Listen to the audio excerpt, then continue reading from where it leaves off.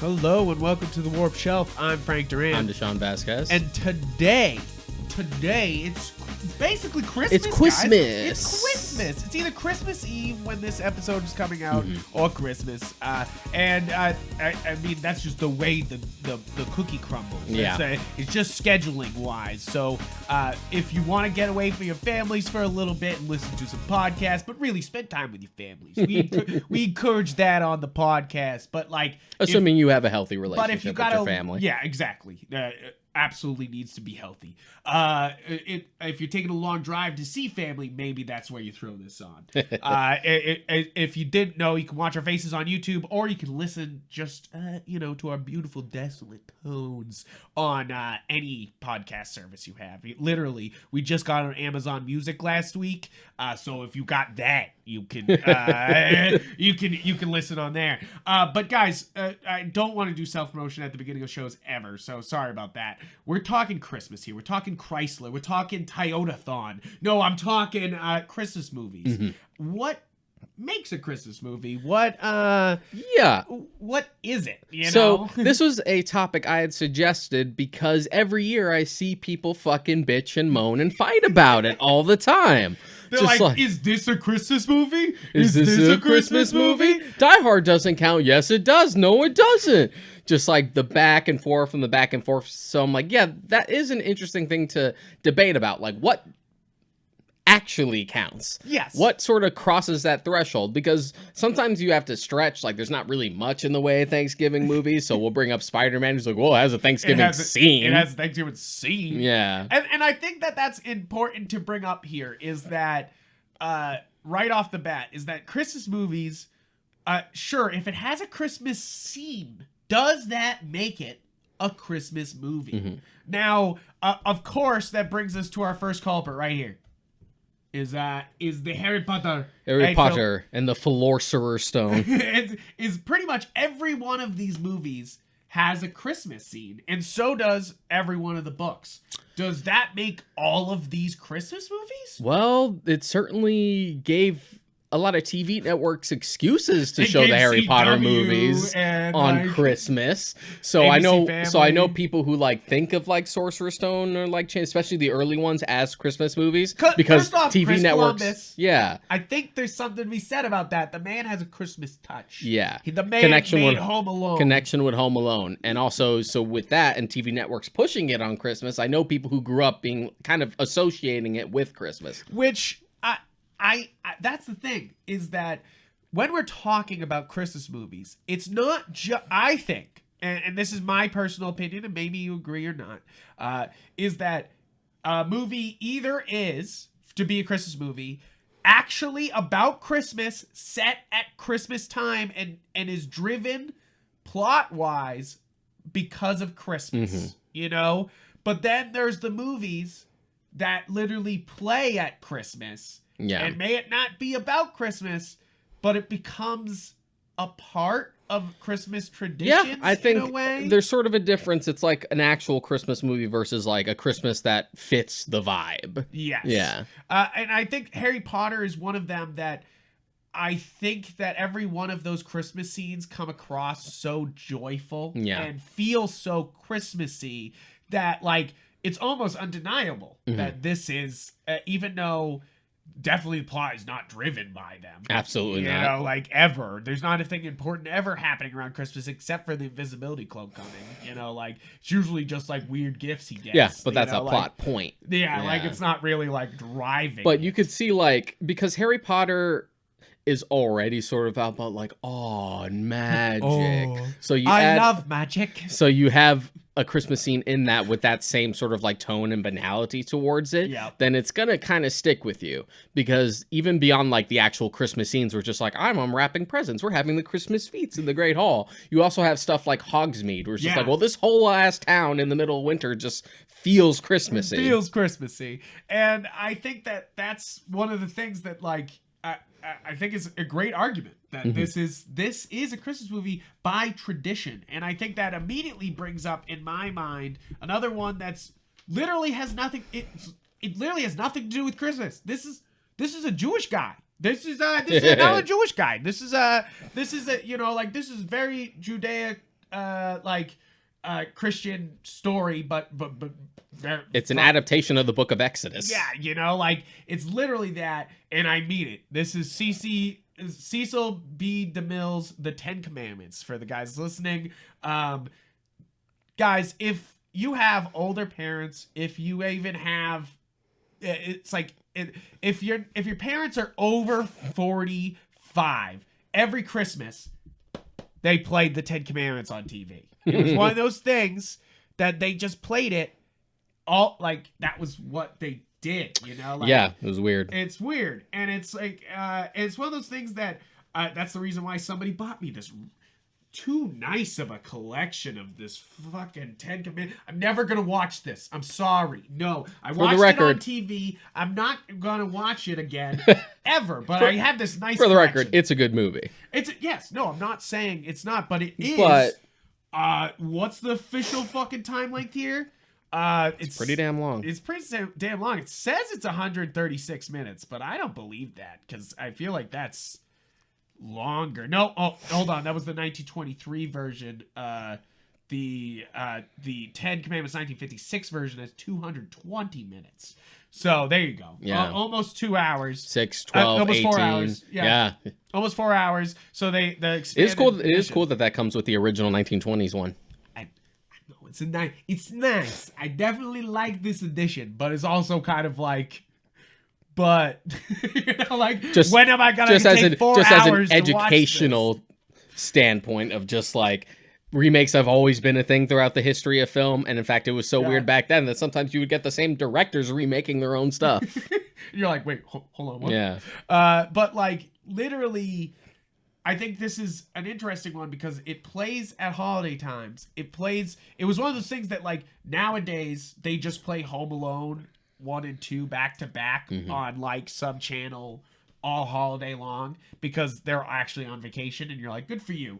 But they didn't really have long ass things to just play out, you know, that like felt Christmassy and like was a crowd pleaser. So they would break out Ten Commandments and they, you know, like you just leave this fucking thing looping all day. What else we got? What do we have the rights to? And it just became this thing where like it's associated with the holiday, you know, like, but it's definitely not a Christmas movie. It's not about Christmas. It's not like even less so than like Harry Potter was. Yeah, you know, like there's no Christmas scenes in this. You know, like this is before Christ. Come on, like you know, like you're like come on. But you're like, but to be fair, Charleston Heston. You know, like this is a fantastic movie. There's a reason why they played it every year, other than it being extremely long. But it's definitely one of those things that like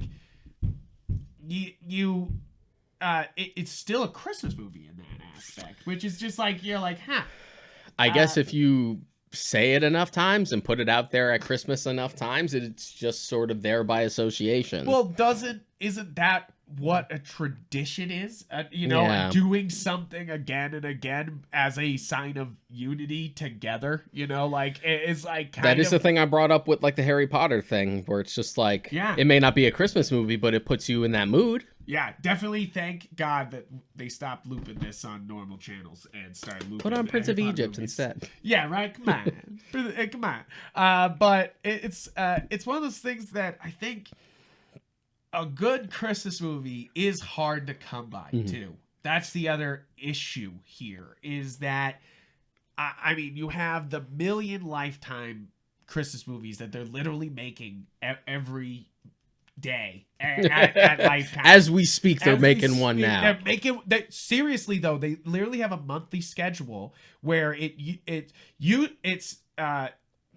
before the pandemic. It was 2 Christmas movies a month that they were working on, so that way they would have a Christmas movie a day during Christmas. So you would literally stay on Lifetime watching new Christmas content every fucking day. So weird. It's so strange, but also you gotta respect the grind. You know, yeah. like you gotta, Lifetime you're movies, like go filmmakers. Lifetime movies are their own world. They're their own world, though. You're like that might not be filmmaking, but I don't know. You're like I don't know. It's something. It's something. No, I'm just kidding. You guys work really hard. No joke. Like, but it is like it's funny because that just floods the market with Christmas movies. And now you see on streaming services, every streaming service has a gigantic lineup of Christmas movies, but only like the top 4 on the list you even want to watch. You know, like, and that's and usually each streaming service will also want to like push their own like streaming service original Christmas movie on top of that. Yeah, they're always trying, like HBO with 8-Bit Christmas, which I heard some bad things about, and I was excited because I was like, oh, video game references. And then, like Netflix with Klaus, which is very good. Yes. Oh, yes, but this year they're doing A Boy Called Christmas is their Netflix original. But seriously, Klaus, that came out last year. I think like 2 or 3 years ago. Yeah, now. And it's just one of those. It's just one of those things where you're like, oh, is this a modern classic Christmas movie that they just put out and like no one's talking about? Like, people should watch Klaus. It's one of those ones that you're just like, ooh. That's really, really good. you're like, oh. It's just like we get a couple kids growing up today to start watching this when they're young, and it might be in the list with everything else. It's true. And I hope that it gets the recognition this year that it didn't get in past years. So, because Netflix is like, here's A Boy Called Christmas, and everyone's like, What? But Maggie Smith is in it.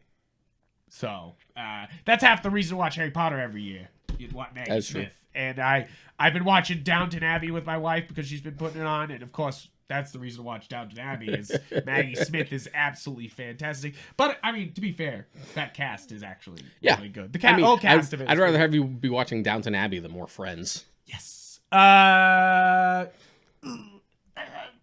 can't take any more Friends. I hate you, Ross. I fucking hate you, Ross. No, I'm sorry. Also, every Christmas episode of Friends is awful, except for the one where Courtney Cox is dressed as Catwoman, and obvious that's, I'm sorry. The moral of the story is always watch something else besides Friends. There's more stuff on HBO Max, I promise. But I think I think one of the things that we have to talk about is because we're talking about movies that are put in the Christmas list because streaming services don't know what to do because there's so many bad ones, and they're like, shit, we got what do they have on HBO? They're like, we got Elf, and we got they're like we got like 3 of these. They're like, we can make it, we can do this. People love Elf, and Disney Plus is sitting there going like, we've had a Christmas movie every they're just flexing. But the big controversy is Die Hard, and of course Die Hard 2, because they both take place at Christmas time. We could literally do a whole episode on this. Yes. I feel like we could do an entire episode on Die Hard 2 being Christmas movies. Okay. So, right off the bat, Die Hard is maybe my favorite action film of all time. I mean, the first one, I love it. It's pretty great. I don't know if it's my favorite. I think there's a couple. I mean, there's The Raid. But there's also a bunch of other great action movies. But I do love Die Hard. I'm not shitting. The appeal of Die Hard is that John McClane isn't a fucking superhero or a martial arts expert. True, but that he's just kind of a dude. Yeah, And I mean, do you see this old DVD thing? This is the only Die Hards you need. Stop buying. 4's not bad. 4's not too bad, but it is when it starts getting a little fucking ridiculous, and then it just keeps getting even more ridiculous. And even then, amongst the original trilogy, I've never been crazy about 2. I like 1 and 3. Yeah, they're both the John McTiernan ones. Exactly. It's just him back to do it. It's somebody else imitating almost. With Die Hard 2. But Die Hard being a Christmas movie is an argument as old as basically as soon as people start bitching about it on social media. It's been the age-old joke of just my favorite Christmas movie is Die Hard, bitch. Die Hard, dude. Die Hard. And that's the thing, is if you put Die Hard in the list of Christmas movies, does it kick all other Christmas movies' asses? In a few aspects, I would say so, yeah. Yeah. So, okay, so I already said it. It hits some of the requirements. Is it a Christmas movie? It happens at Christmas. Yep. The plot is driven by Christmas. John McClane would not be in Nakayama or in California at all. At all. If it wasn't Christmas time. Exactly. Christmas is also the reason why it's not, also why the entire building isn't as staffed with security, because everyone is off for the holidays. So it's like why there's a bunch of hostages. So there's not as many people populating the building, because it's literally people who stayed for the holiday party. Yep, it's a holiday party. It's literally all the action happens at a holiday party. It's also the reason they attack the plaza on Christmas, because no one would expect it. The cops would be busy with other stuff. And it would be the time where the vault is most vulnerable. And one of the most famous lines is a reference to Santa. Ho, ho, ho, I have a machine gun. Like, no, like, you're just like, come, guys, it's a Christmas movie. It's a Christmas movie. It's a Christmas movie. More so than this is a Christmas movie. Then Ten Commandments is a Christmas movie. It's... And plus, if you want to boil it down to its essentials, it's about a man reconnecting with his wife. Yeah. Just with weird action and circumstances. So it's a Lifetime. Yeah. The movie literally ends with them kissing in a car as Let It Snow plays. It's a fucking Christmas movie. Guys, they play Christmas music in the soundtrack. Even what's his buddy's name who drives the limo? Argyle. Argyle is listening to the Run DMC Christmas song when he's in the limo, and I love that, and that's part of the soundtrack. And like, guys, that's so much more reflects than most Christmas movies are trying to be Christmas movies. Yeah. You know, like it's. Die Hard 2 tries to play it down, I think, a little bit more, but is obviously still... Aesthetically, it feels more Christmas-like just because it's not in LA, so you can actually see some snow around. Yeah, you're like, wait a second. So you have that at least for like a backdrop. Yeah, and of course it's about the airport being full on Christmas, you know, like, and that type of shit. Like, so, again, another plot driven by Christmas, with Christmas music in the soundtrack and aesthetics that literally are about Christmas. Yeah, you know, and a plot that Die Hard 2 would be easier to shift if it wasn't on Christmas. You could still find a way around it. Die Hard 1's a little harder.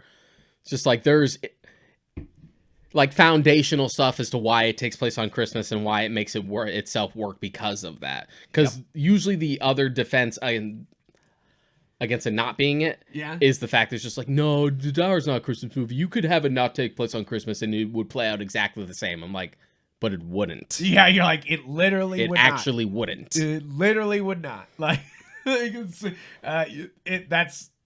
not how the plot is built, you know? Like, and you're just like, come on. It's built into the plot. It's like, it's not just happening at Christmas, you know? Like, it is literally about Christmas. Yeah. Like, and you're just like, man, it's a Christmas movie, guys. And that's the thing. You got to put it at the top of the list. I mean, even arguably, you could maybe even like shift the plot of Home Alone easier. Yeah. It's easier to have like the advantage of it being Christmas. Everyone's gone, so there's like no one to help. But you could still even shift that plot around to be like, it doesn't take place on Christmas. They just have to go away for something. Yeah. And burglars are trying to get in. I would say Home Alone is more a Christmas week movie. That's true. It happens during Christmas week. It doesn't happen during the whole Christmas. thing doesn't have to take place on like the one day either. It could be around the holidays. Exactly. And it is fucking. I thought somebody pointed out when I was listening to You're Wrong About podcast, which is very, very funny podcast. But they were doing Home Alone stuff, and also what was it? Sawbones was doing Home Alone stuff too. And they brought up that, like, why the fuck did the McAllisters wrap presents and then leave them underneath the tree to go to Paris for Christmas? What the fuck is that about? You guys are gonna come home to and then unwrap your presents? What is that about? You know, you're like, what the shit is that? Like, oh guys, no, hey, this is Christmas present for you, but you're gonna open it on like the 27th when we get back. Don't worry. I mean, I've been in a similar circumstance. I guess. Where it was more like we opened our presents on Christmas Day and then like left to go to New York that same day, and I was fucking livid about it. It was mostly because the adults wanted to hang for like New Year's and stuff and get drunk out of their minds. Right. Whereas like, I don't give a shit. I got Jack 2 on PlayStation 2 that I have to play. I gotta get in. You'll understand. It's darker than the first one. It's got guns in it. It's so good. You're just like, what the fuck? All right. But it's so true. One of my favorite childhood Christmas stories is that my dad, when my mom and dad were separated, they were trying to coordinate getting me an N64 for Christmas, but my dad fucked up, and when I went to his house, he gave me. I opened up Legend of Zelda: Ocarina of Time gold cartridge, and I was like, and I didn't know I was getting the N64, and I was like, I put all the dots together, and I was like, whoa! I was like losing it, but my mom was not happy about it. She was like, you ruined the surprise. It would be the dad that messes yeah, it would be my dad. Mom's hold it together. But it was it's still one of my favorite like gifts I ever got. So it's like one of those things that you're like, I don't like I didn't care or anything like that, it being ruined or anything. But beside the point, let's fucking there's tons of other Christmas movies we got that are I think deserve to be in there, and I think I'm holding up the Muppets collection, but of course that's because I'm gonna talk about the Muppets Christmas Carol, which thankfully for this one we don't really need to argue the fact. We're not arguing the fact. I'm just saying this is my favorite Christmas Carol. I know you have. It's a lot of people. It's a lot of people's favorite Christmas Carol. My favorite one is the one with George C. Scott as Scrooge. Yeah, I think that's a very good one. But I do think that Michael Caine as Scrooge, sorry about that, is so good. It's so intense. It really kind of comes down to that. Like you're kind of spoiled for choice as far as like great Scrooges because you have stuff like Michael Caine, George C. Scott, Patrick fucking Stewart. So you're just like pick one. Even Jim Carrey, like you're like what? You're like what is happening? You got a lot of good Scrooges. A lot of good Scrooges. And I'm basically just pointing it out because because it's my favorite Christmas Carol. And then as a bonus, it's also a Muppet movie. Yeah, you're like great. And it has a few great Muppet songs. Now, of course, we wouldn't be who we are if we didn't talk about one of my favorite Christmas movies. Is Batman Returns. Now, can you argue that this is not a Christmas movie? No, you cannot. This falls into the same category as Die Hard. As Die Hard, yeah. Is that literally the plot is around Christmas. It revolves around Christmas. There's literally a holiday parade. Like you're just like everything moves forward because it is Christmas. There's a giant fucking tree in the middle of like Gotham Plaza the entire movie. Yep. Because Returns, both 89 and Returns obviously feel like they're shot at like Pinewood. Yep. But like Returns really feels like it's all on a set. Yeah, you're like, oh. I think he wanted it to be more cartoony. Yeah. And Returns, he's like going for more of that. Now, I mean, that like it's funny because I think in our world now we would get a Batman 3. In this world where like Tim Burton's fucking knocking it out of the park, and even though this one's weird, they would still be like, "You get a third chance, boy." Like they would be like, "John Watts, you get another chance." Like it's like, but it's funny that Returns is regarded as like the stopping point for this franchise of Batman. Like sort of and sort of not because like Forever and Batman and Robin are technically the same continuity. Technically, because they make references, and it's like, okay. You're like, wait, what? Although, like, with Michael Keaton being in the Flash movie, they're just like, nah. Like, none of that matters. Those don't count. Let's just say that was a different timeline. It kind of branched off. That's all they'll say. They'll be like, it's another multiverse. Yeah. But yeah, no, I think Batman Returns falls into the same category as Die Hard, where it is a Christmas movie because it's built into the plot. It's built into the aesthetic. Yep. It literally has Christmas songs in the soundtrack. I don't know what you need more to be a Christmas movie than have actual Christmas songs in the soundtrack.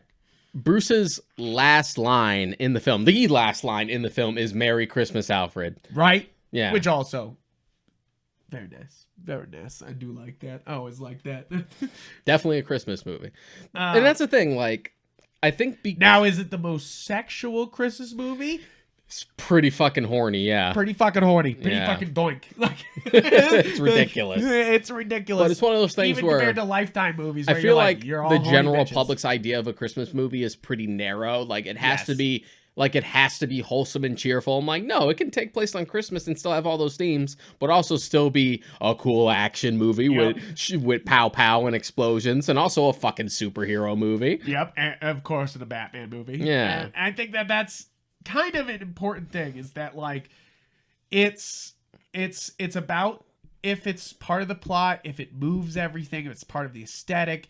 But as I said before, it's also about tradition, you know, like when you watch that movie, and it could be your personal tradition. Like, if you say it's my personal tradition to watch Batman Returns every Christmas, I'm like, yes, you know, like, that's of course right, you know, like, but even if you said something weird, like, I don't know, you every Christmas you watch Star Trek, the 2009 reboot, and I would be like, yeah, like, you know, like, sure, but like, does that make it a Christmas movie? No, but it makes it a Christmas movie for you. Yeah, and that's... It gives you the Christmas vibe. Yes. Or it reminds you of something that you associate during Christmas time growing up. And as I get older, I realize how important it is to capture the Christmas feel, because you didn't realize all the Christmas magic was your ma growing up. You didn't realize that how much your mother and dad or anybody really worked hard to make that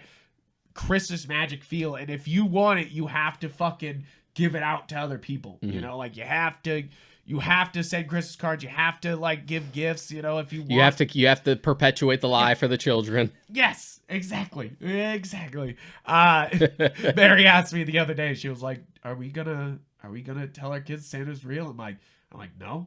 Oh, you're not, huh? I'm like, no, they can believe Santa's real or not real, you know, like, whatever. I'm not gonna say anything, you know. Like, okay. I'll be like, that's not the real Santa at, like, shopping malls. I'll be like, that's one of his elves, you know, like, or something like that. You know, I'll have fun with it. I'm gonna have fun with the kids, but I don't think it's whenever the kids figure out it's not real, you know, like, I don't think that's up to you. Yeah. You know? Like, I'm not going to go around being like, hey, guess what? Santa's not real to the kid, but I'm also not going to be like, hide it from him. I sussed it out pretty young. Yeah. But just didn't say anything just to not ruin it for my little brother. Nice. There you go. Because it was literally like, I was really young. Like, I want to say like maybe 7 or 8. And I was immediately just like, Dad, I know your handwriting. Dad, I know your handwriting. Yeah, it's definitely one of the giveaways. Just like, you're like, wait a minute. Just like immediately. And I just kind of like, okay. It's just like, it's a lie, but I get it. I get it. So I didn't say anything to like ruin my brother's experience. And when he found out, he was fucking devastated. Really? He was much more dramatic about it. Oh yeah, he was one of those. Oh my God. Me and my brother were definitely just like chill about it when we were like kind of done with it. You know, like, it was kind of like, we didn't want to ruin it for each other if it was, you know, but we were kind of like, yeah, it might be the smart idea to just sort of like let them interpret it the way they will, just because you're gonna have other kids at school who be like, he's not real, you're stupid. Yeah, and then you get into the fucking, but Dad, this person at school said they're not real, and then you have to like, okay, let me pull something out of my ass. Yeah, you're like, there's better no to reason just to avoid be the headache. caught in weird lies. Yeah, you know, like, but also, you know, like, that's what I'm saying, is the true Christmas magic comes from the love you give other people. I know that sounds super sappy and lifetimey, and probably is a line from some Christmas movie, but like, the real Santa, the real Christmas magic that you feel in the air is the love and traditions that you do and give. And I think that tradition, no matter what, if it gives you the Christmas feel, that's okay. It's like, if you play fucking a certain Super Mario game every Christmas, like, that's what you do, that's cool, you know, like, that, I get that, you know, like, that makes you feel like you doing Christmas. If you start another Skyrim playthrough every Christmas because you got a week to play, that makes sense. That's certainly to me, a discussion like, that doesn't get brought up enough. It's just like, many Christmas games? What games do you play on Christmas? I mean, most of the time it's what you got, what you just got. You know? That was my thing. It's just like whatever fucking new and hot thing I just unwrapped is what I'm playing. That's what I'm playing. That was literally like, basically once I got my PS1, I stopped asking for toys for Christmas. It was just like, no, I want my games. I want my games. You know what I want. I know. Definitely one of the things I did this year to feel like it was Christmas, which is stupid, is went into GameStop to be like, Christmas. I was like, this is what feels like Christmas to me. Even if I'm not actually looking at any games to buy, I bought a t-shirt from my brother. But I sort of did that with Mary's gift. Yeah. I was on my way home from work and I'm just like, let me just stop off at like Heinz and like go to the Trident, like right next to Newberry. I'm just like, beautiful shop. Great bookstore. I was just like, let me just grab the present here. Right. Just to feel the vibes. Everyone else grabbing a bunch of stuff. Right, exactly. It's weird, but the weird consumerism is sort of part of it. Yeah, it's so baked into us. Yeah, you're just like, that's so strange, but I guess that works, like you're like, sure. I guess it's well intentioned because you're sort of hopefully if you're in the right mindset, you're sort of like happy to get stuff for people. Right, so. Exactly. So we should go through some Christmas movies really fast and kind of say what are the best Christmas movies, because I think that's what when you're looking this time of year, you are looking for what's the best Christmas movies, like what's the best winter, what's the best like this time of year. And I think that we'll argue some movies when they come up, but I think that there's a lot that are just, you're like, this is the fucking Christmas movie. This is the one. These are the ones. I think obviously National Lampoon's Christmas Vacation, that's a classic.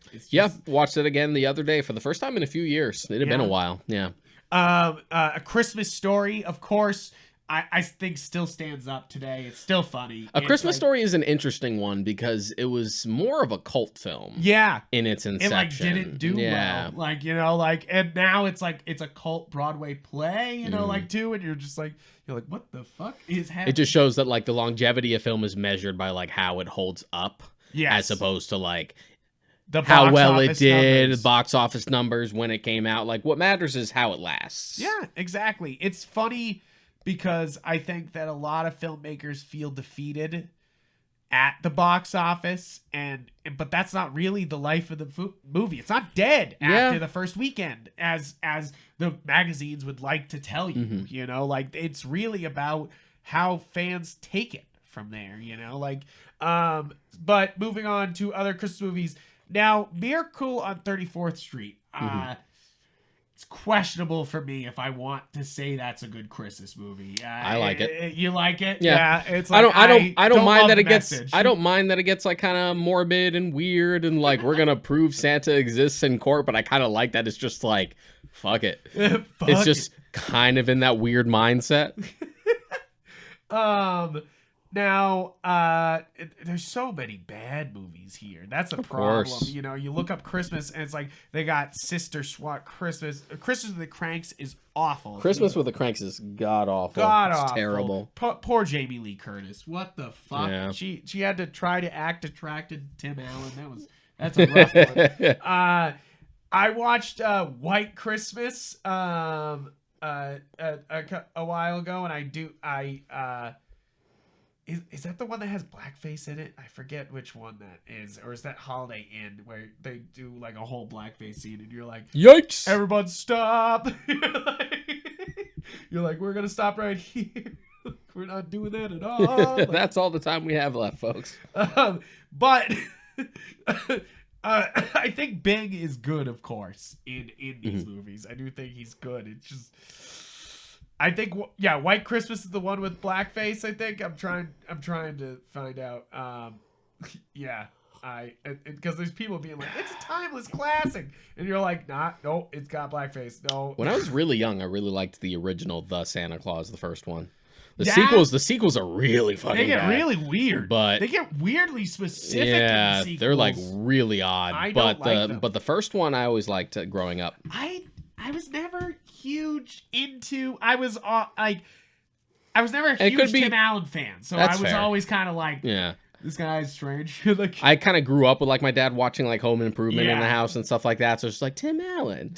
So it didn't bother me. And plus, like I liked the weird, I also morbid thing. I know maybe that was why I liked it. I like that even more now. It's just fucking hilarious to me. He's the Highlander. We didn't know that so Santa Claus was the fucking Highlander. You had to kill somebody to get the title. To become the Santa. You're like, what the fuck? Santa fell off my roof and died, so now I have to take his place as Santa, and slowly my body's going to morph against my will to become more Santa-like. See, that's the thing, is we talked about telling your kids when Santa's real, but try showing that movie to a kid, and you're like, wait, Santa just died, you know, like, and like, that is way more horrifying. Like, laughs and grandmother got run over by a reindeer. That's true. Just like either Santa dies falling off a roof or your grandma dies on grandma's Christmas. going. I love morbid Christmas stuff. I did always love grandma got run over by a reindeer. I don't know why. That was always super funny to me. And the movie wasn't that bad. It's a fun song, but it's like, what the fuck? It is a little what the fuck.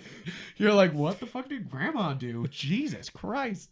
Now, of course, I keep trying to rewatch the Jim Carrey How the Grinch Stole Christmas, and I still rewatch it like more or less like every year. I usually do the original TV special, the original TV and the special Jim Carrey is, of one. Course, the one. Yeah, I love. That's the one I still like the Jim Carrey Grinch. It has like really, I think he's good. Yeah, of course. It has unnecessary like stupid lowbrow shit in it sometimes, but like.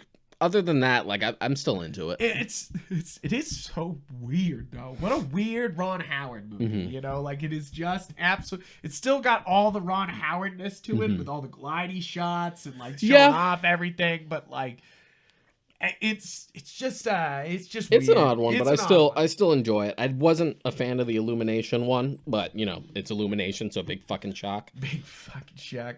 I actually watched Christmas Chronicles last year with Kurt Russell as Santa Claus. Yeah, they've done a sequel. Too, yeah, I don't want the sequel. I don't want that. But the first one, I can let go as being an okay Christmas movie. Yeah, like it wasn't great. Inoffensive. It was inoffensive. It's fun. It's got some cool ideas. Something to put on. Yeah, exactly. It's like it's one of those things that your kids might find it cool. You know, it's definitely one of those.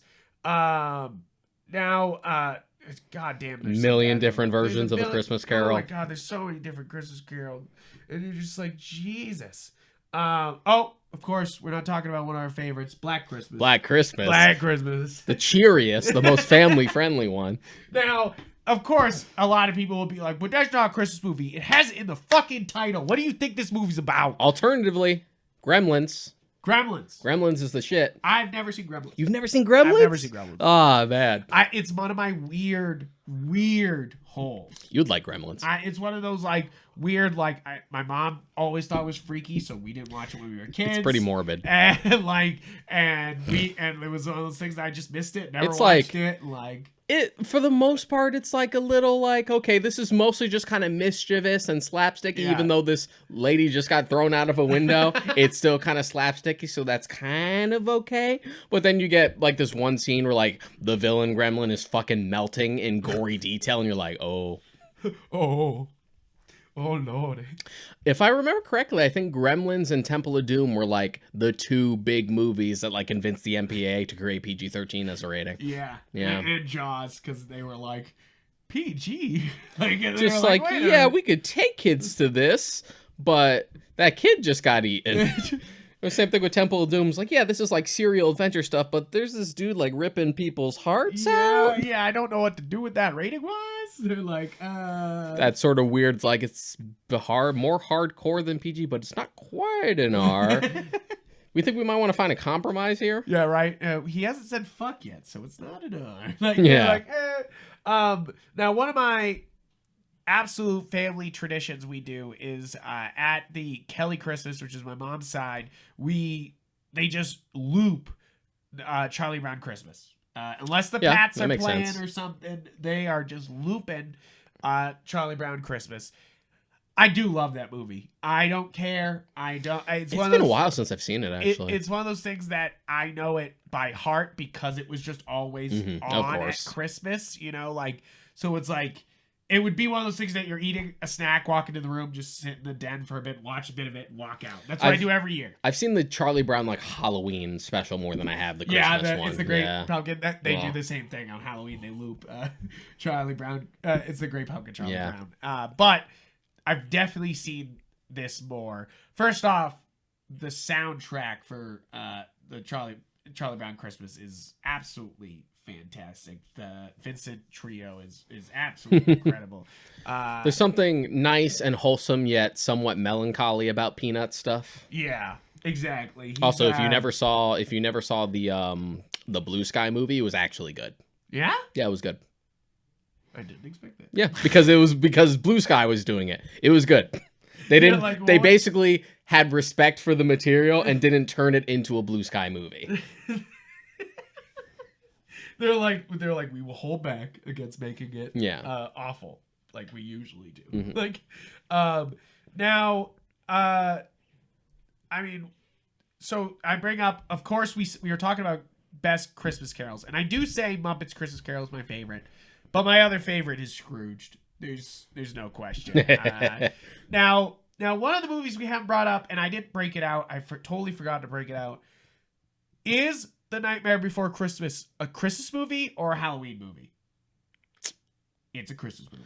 I would argue Christmas. It's like a lot of people will watch it on Halloween, but it is definitely a Christmas movie.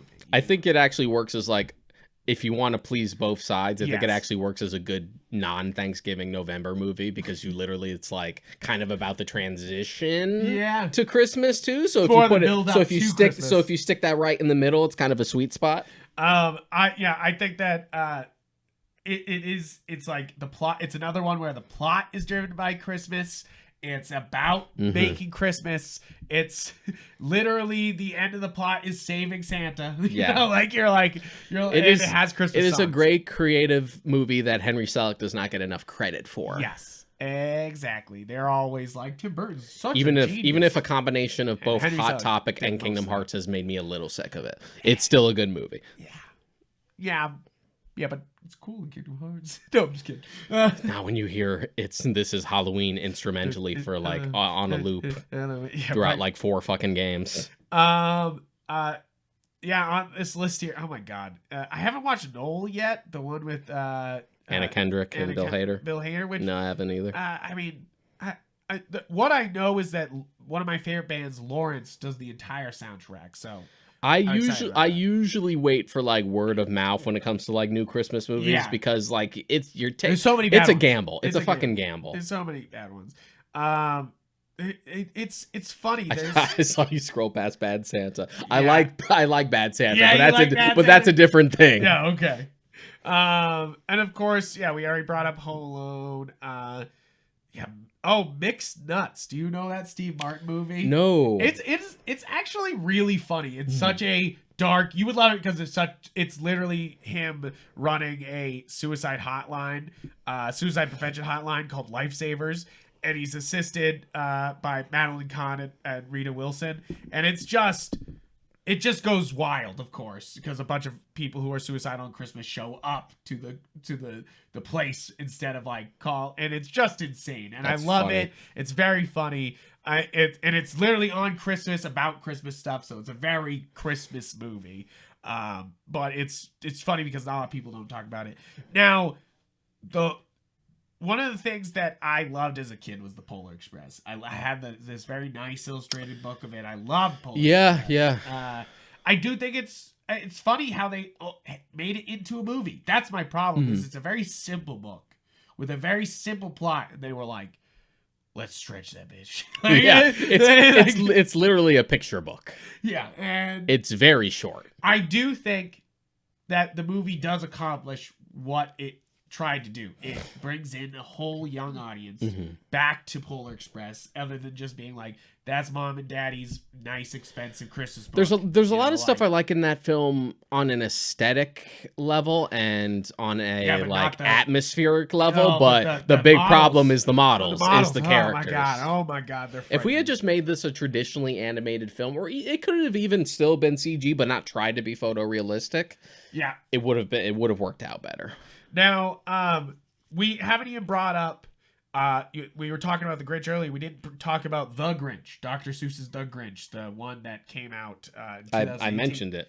Oh, yeah, because I brought up the Illumination one. Oh, sorry, I totally was like, I didn't like it. No, it's, and I don't think Benedict Cumberbatch's accent in it is weird. It's weird. It's even weirder than like his accent for Doctor Strange sometimes. Yeah, it's a pretty good American accent, but I can hear it like crack sometimes. But the voice he chose for the Grinch specifically was weird. He should have just used his natural accent. Right. If you're just looking for some music this holiday, of course, throw on Netflix A Very Merry Christmas. If you're a Bill Murray fan, it's just him singing with a bunch of other famous people. It's great Christmas background. You know what you're getting. Atmosphere, you know, like if you're at a Christmas party, it's actually a great one to just like throw up. One that I haven't seen you scroll past yet is Rise of the Guardians. Oh, I haven't even seen that one. It's good. And you've told me to watch that. Yeah, I like that one a lot. It's they got Just Friends up here, and I guess that is a Christmas movie, you know, like it is based on Christmas. It's applause driven by Christmas. I get, you know, not a big fan of that movie just because. Also, Arthur Christmas is good. Yeah. Yeah. No, Arthur get Christmas the fuck out of here. Arthur Christmas is good. Yeah. I was like, no. Little silly at times, like a little like, and because the movie's older now, the CG's like a little wonky sometimes, but yeah, it's solid. Now, do you? This is just a terrible movie, and I just bring it up because it's absolutely awful Christmas wise. The Night Before Christmas, literally with a K, with Vanessa Hudgens, where a guy travels from the past to the future, and it's just him being a knight in modern times, wooing Vanessa Hudgens, not understanding this century. I can see the producer wiping cocaine from his upper lip. Yeah, he's like, what if? What if? If that premise didn't already allude that it's bad, it's real bad. It's one of those movies where you're like, ooh, guys, stop.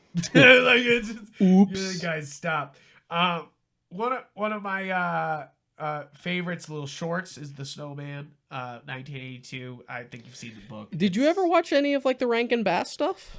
Like the old like 2D animated ones, like the cheap Frosty the Snowman, or all the stop motion movies. So we haven't even brought up the that's the thing. We weren't even at the Kings. We weren't even at the fucking God tier of Christmas here. So what I'm talking about God tier here, I'm talking to you without Santa Claus, because of course that's Mr. Ice and Mr. Snow. That's fucking Mr. Heat Miser. The Snow Miser and the Heat Miser. That movie is fucking king. So much king that Google takes it off of the fucking we're not streaming it to we are streaming it and charging you a fuckload every Christmas. They try to get $20 for that fucking movie every time. I'm like, this is a $4 movie. Give me this movie. This movie's how old? Yeah, charging $20 for it. Yeah, you're like, Jesus. Also, personal note, ever since I was a kid, fuck Heat Miser song. Motherfucker tries to rhyme degrees with degrees. You think you're slick? Sorry, that's too good. God tier. So we got Year Without Santa Claus. We have what's the one where he's a child, he's growing up to be Saint Nicholas? Yeah, I know which one you're talking about. That was like I can't remember. Why can't but I you know it. One? It's literally like with it's the like Hamburglar. Yeah, one of those first like it's a movie about Santa becoming Santa. What is that one? Which every movie that does that pretends it's never been done. Yeah. Every time you see like articles about it, it's like this one is about how Santa. It's about Santa becoming Santa. It's just like that's been done. Yeah.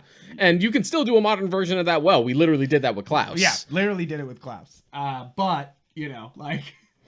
You gotta actually think about it instead of just being like, yo, I got a great idea. What if origin story? That hadn't been done. And of course, I think Rudolph is absolutely it's a fantastic animated movie. You know, like there's some moments where you're just like, You appreciate the craft too if you're a big fan of stop motion, which I am. I think it's a great underappreciated art form, especially since those Rankin Bass films were done on like fucking shoestring budgets, and I just appreciate like what they were able to accomplish. It's incredible. It's like it's one of those things that you said Rankin Bass, like Is that how it's fucking sad? That's the company. I was like, what? Oh, okay. So yeah, of course you have what the fuck? I'm like trying to remember the fucking names. Amazon's gonna come through with the name of the one where he grows up, because that's what I'm so fucking dumb for not remembering that. It's Santa Claus is coming to town. Fuck. It should have been obvious, but it's also so generic that I understood why you forgot. Yeah. And so did I. But I will call out that if there's one Christmas story I don't give a fuck about, it's The Little Drummer Boy. I don't give a shit about. That's absolutely fair. I fucking hate the song. I'm sorry. I'm not sounding very Christmassy. I fucking hate Little Drummer Boy, and I fucking hate that movie. I don't give a shit. It's a boring song. It's a boring movie. I don't care about your drum solo, boy. I don't care. It's not cool. It's not a good drum solo. It's awful. I used to watch that cheap ass and that Frosty the Snowman, that one on the upper right, so many times. So much. I love that one, dude. Like that one's just happy birthday. Happy birthday. My dad used to do that all the time to me. He would say happy birthday to me every time it was funny. What the fuck is Cricket on the Hearth? Oh my god. Maybe one of the obscure ones. Yeah, they're like, no. One of the ones that didn't hit with people, I guess. We don't have to talk about that one. But I love those movies. I think there really are like the god tier of this, of these Christmas movies, where it will, even if it's not Christmas time, it'll give you that Christmas feeling. Yeah. You know, like you're just like, an effective emotion, like a great art elicits an emotion from you. And I think that if a movie can make you feel like Christmas time almost immediately, then it's accomplished. Yeah, everything, as long as it like gives you that sort of like resonance. Yeah, just right off the bat. And I think that like Santa Claus is Coming to Town, A Year Without Santa Claus, Rudolph, and Frosty are just some of the. You're just like, yup. Yeah, and especially. But is Frosty a Christmas movie? It doesn't happen at Christmas. It's just winter. Yeah, it is just winter. I would say so. Yeah. That is. It's interesting that of all things would be like the point of contention. Yeah, just like this one's the debatable one. You guys keep arguing about Die Hard over here, but Frosty. But Frosty's not even a fucking Christmas movie. What I was gonna bring up is beyond movies. There's also a lot of good like Christmas TV stuff to bring up, like a Christmas episode of your favorite cartoon growing up. Yes. All the Christmas specials in Doctor Who, stuff like that. Anything with Mr. Freeze in it. you're like, yeah, that'll work. Even Sub-Zero, you're like, this will work for you. Yeah. You're like, that'll be good. You want a great Christmas read? Read Batman New 52 Annual #1 for Christmas. And I mean, if you're looking for a good Christmas read, there's Batman Noel. Yes. That one's a great Literally one. A Christmas Carol with Batman. It's good. If you were like itching for a Batman being Scrooge, here it is. Batman being Scrooge, and you sort of like, okay, what spirit's gonna be which like character? Yeah. It's fun. It's totally worth the read, and definitely. And there's tons of great. Every year DC Comics puts out an annual, like a Christmas annual. Like, so there's tons of great annuals out there. I think Marvel does most of the time. Do you want to talk about like Christmas episode stuff? Sure. Because you were scrolling through movies. Yeah, I know. I could try to get some best, but I got sucked into Amazon there with the fucking with the Rankin Bass thing. The Rankin Bass thing. Fuck you, Google. Best TV episodes. What's off the top of your head? TV episodes. Like when I was a kid, I was super into Nickelodeon. Like through like middle school and stuff, so I always loved like the SpongeBob Christmas episode, the first one they did, the Fairly Odd Parents one. As I got older, there's all like the Doctor Who Christmas specials. This list is bringing up Ted Lasso's Carol the Bells. It was really good. It was nice and wholesome. Oh my god. Fuck Friends, the one with the holiday arm. Another not worth it. Even though it's kind of its own little thing, A Christmas Carol, the Doctor Who one, it's great. Yeah, that's the best Christmas special they made. Jesus Christ, this list is awful. I do think Gilmore Girls does have some pretty great... Well, it's just one of those things where like most TV shows you watch usually have like at least one Christmas episode. So of course, The Office has a ton of great Christmas episodes. I love the Krampus one where he comes in as Futurama with evil robot Santa Claus. Love that one. I do want to bring up Madman's Christmas Waltz. I do think that's it's a good one, but also, of course, it's very heartbreaking because it's Madman. It's Madman. They're like, haha, you feel good, bad. They're like, none of that. How I Met Your Mother, How Lily Stole Christmas, Jesus Christ. Not worth it. It's funny, these lists. Well, these are specifically like live action shows. Yeah, specifically. A lot of sitcoms. They bring up here the X-Files, How the Ghost Stole Christmas. That is a fun one. That's absolutely New Girls. Oh boy, here comes the New Girl bias. Yeah, I do have total New Girl bias. I love New Girl, and I think that the 23rd at season 1 is super funny because Schmidt goes like all out and he's Jewish, so it's wild. It's a good one. But it's funny because it's lots of episodes that you're just like, I haven't seen the Black Mirror episode doing Christmas. I'll have to fucking watch that at some point. Oh God, Community's Op-Eds, Uncontrollable Christmas, and of course the ever famous, probably the most iconic Christmas episode of all time, The Strike, which is the Seinfeld Christmas episode where they bring up Festivus and do the whole Festivus thing. Yeah, and it literally creates a new holiday, guys. Like, how iconic of an episode is that? Like, I'm not even that huge of a Seinfeld fan, but like, I give all the credit to that episode because it literally creates a new holiday. People literally celebrate Festivus. I'm in the middle of like my Seinfeld rewatch. Yeah. And are you liking it? Yeah. Nice. It's Seinfeld. It's Seinfeld. There were literally classes in school taught about it when we were in college, right? Remember? Yeah. Jesus Christ, right? What about this? I don't watch Buffy. Amends? Yeah, Amends is an interesting episode. For Buffy? Yeah, because it's like one of those nice melancholy Christmas episodes, but it also sets up what would become the antagonist of the final season all the way back in a Christmas episode in season 3. Whoa. So it's like really early foreshadowing. You're like, what? This list also brings up, and we're doing Entertainment Weekly's list, guys. We're just scrolling down best Christmas episodes. But they have Downton Abbey's Christmas at Downton Abbey. Is actually a really nice episode. Mm-hmm. Of course, it's like, of course they nailed the atmosphere in Downton Abbey for Christmas. Like you're like, yeah, of course. But I'm trying to remember, because that's a lot of live action. There's no animated episodes. Can't think of like cartoons that you love besides like Charlie Brown that like had really good like Christmas stuff. Having a good Christmas episode. I don't really remember Dexter's Lab having a good Christmas episode. I remember Fairly Odd Parents, SpongeBob. I remember Ed, Edd n Eddy having a really good Christmas episode. For you. We're on Games Radar's list for Lexmas. I do remember that one. Yeah. I'm like, there it is. I love Night of the Meek. That's a good one. Twilight Zone. Yeah. Night of the Meek. I don't know if I've seen it. I'll have to watch that. That's one of those Twilight Zone episodes that people are familiar with, even if they haven't seen like a single episode of the Twilight Zone. Night of the Meek is great. And of course, guys, another one that's just iconic in this list is, of course, South Park doing Mr. Hanky the Christmas Poo. Yeah. Mr. Hanky the Christmas Poo. South Park got its start with Christmas with the Santa versus Jesus thing with the short. You're right. Yeah, you're right. You're like, this whole thing is birthed from Christmas. Birthed from Christmas. You could say South Park's a Christmas show. Yeah.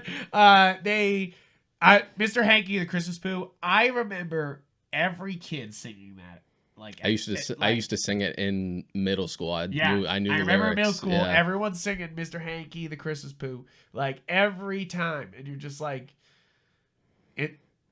it literally took over, you know, like little kids' minds. You're like, okay. Bob's Burgers always does a Christmas episode, and Christmas in the Car is definitely one of the best ones here. And they're just doing duel, but with Christmas tree, and that's funny. It's pretty funny. One of my favorite Christmas episodes of anything is actually the Comfort and Joy from Justice League. Oh, yeah. I love that episode. Yeah, that's that could be the winner there. Yeah, that could be the winner there. Yeah, I mean, we're going down this list. There's not many more I want to bring up, but like, I think that's it. I think we can comment. Yeah, we can end it on. I just thought TV was worth bringing up. Yes, because of course, and I think game wise, there's not many Christmas games specifically. You know, like not like I think there's some with Christmas scenes. If you guys have any, please comment them down below, please. Like, specifically like Christmas themed games, or like the entire premise or conceit of it is about Christmas. Yeah, because I'm blanking. I'm thinking I'm like going from like 8 to 16-bit to like now. I'm like, can't really narrow anything down. That's why I bring up Skyrim. You're like, Skyrim has elves. you're like that. Literally, it's always in a winter tundra, and there's a bunch of Nords walking around.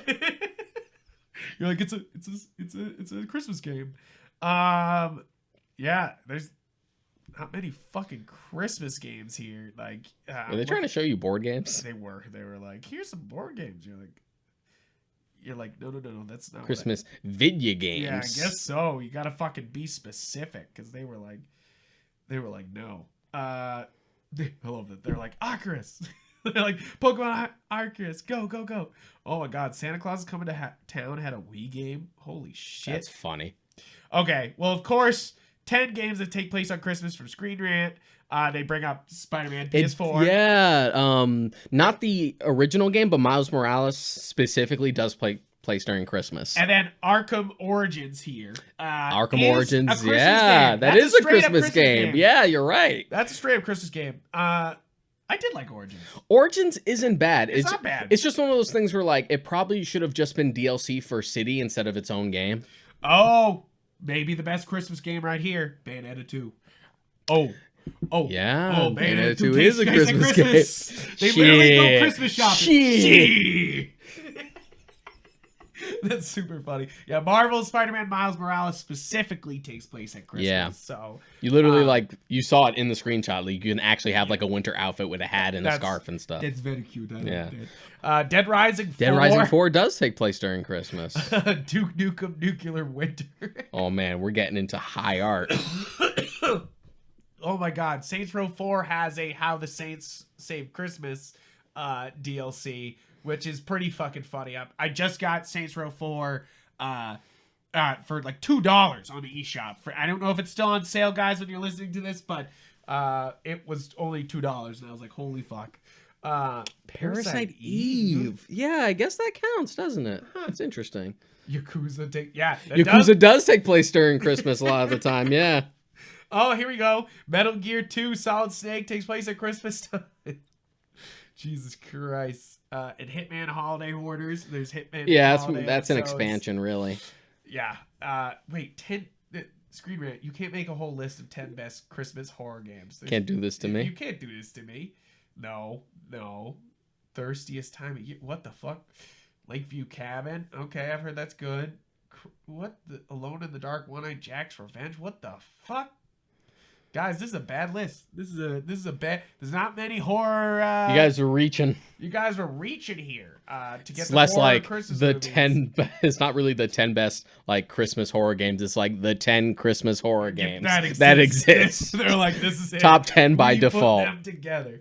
But I do with this list. I gotta say it's like Bayonetta 2 and Miles Morales is the best Christmas takes place. Yeah, at those are good Christmas times. Those are great games. If you need a game to play at Christmas, you didn't get a game, buy yourself Bayonetta 2 or Miles. Miles Morales speaks to me specifically because like Miles is like half black and half Hispanic, and you open the game like going through his house and you see like what his mother's preparing for dinner. I'm like, I eat those. It's just like, look at that. He's like, look at that. I love that. He's like, there's rice and beans. There's fucking empanadas. I'm like, shit, this feels like an actual like Hispanic Thanksgiving that I've had before multiple times. I love that. That's awesome. So guys, basically, Merry Christmas from us. Happy holidays, whatever you celebrate. I'm sorry we concentrated on Christmas, but if we tried to do a Hanukkah episode, it would just be 8 crazy nights. Yeah. Sorry. I mean, I'm sure there's other great ones, but you know. So you're saying you like 8 Crazy Nights? Yeah, I liked it growing up. I liked it growing up. I haven't rewatched it since being older, so yeah, I'm sure. I'm sure being older, it would like. I'm sure all like the toilet shit would like bother me now, but like as a kid, I thought it was the funniest shit in the world. Yeah, I remember we weren't supposed to watch it. We watched it with my dad. Of course. We were like, hey. I watched it a bunch of times like during Christmas time too, even though it's like it's a Hanukkah movie. Yeah, it doesn't matter. Which good for the representation, right? And that's what I'm saying here is that like. It doesn't matter what holiday, whatever gets you into the holiday spirit, you know, like whatever brings you together with your family. That's a great Christmas movie, you know, like even if it's not a Christmas movie per se, but and as we said, if you want to fight somebody on Christmas movies, you got to argue, is the plot revolving around Christmas? Does this actually happen on Christmas? And finally, does it have Christmas music in the soundtrack? Because that's the it doesn't have to have the Christmas music in the soundtrack, but if it does, bonus. It's literally it helps the case. Yeah, it helps the case majorly. But guys, I hope you enjoy your Christmas breaks or whatever you have. I hope you enjoy some time off. I hope you check out other episodes of the Warp Shelf podcast if you're looking during this time to listen to some more episodes. We have a huge backlog. This is so long now. Yep. Treat people well. Yeah. Treat people well. Try to keep warm. And remember to leave a pair of shoes, cigarettes, and a Twinkie for John McClane in the vents. Yes, exactly. So, guys, check out the podcast wherever you get podcasts. Move the algorithm. Touch the buttons down below. Yep. And, guys, thank you so much. Merry As we Christmas, said at the beginning, holidays. We're everywhere. So go check out our other stuff. But for now, just enjoy the time you've had. Adios.